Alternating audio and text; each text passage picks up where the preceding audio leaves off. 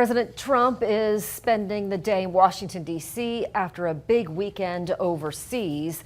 And there's no question he stunned the world with his trek onto North Korean soil this past weekend with Kim Jong-un. But some are raising questions about whether the president has quietly been lowering his goals for these summits with the leader of North Korea. Our Sinclair correspondent James Rosen has the report from the State Department tonight.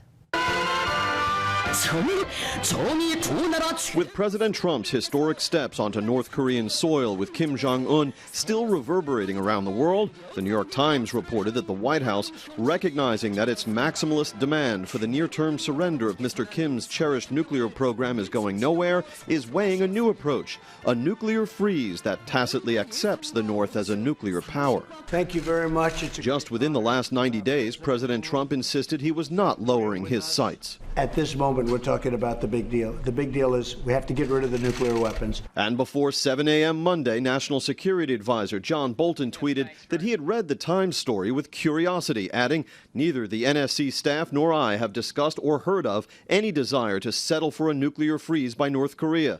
This was a reprehensible attempt by someone to box in the president," Bolton added. "There should be consequences."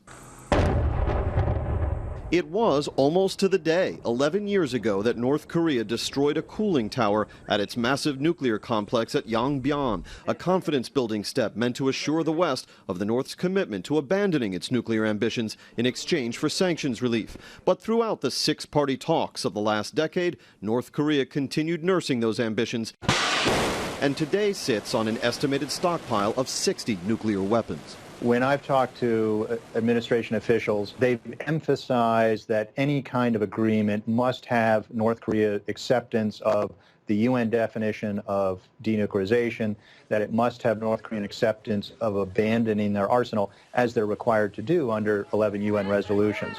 Critics of the president said his historic walk with Chairman Kim leaves the U.S. no closer to a nuclear deal with North Korea than we were 2 years ago. Officials here dispute that, saying the level of trust achieved between the two leaders will make the next round of negotiations more fruitful. At the State Department, James Rosen. So let's go to our national question of the day. How would you describe President Trump's visit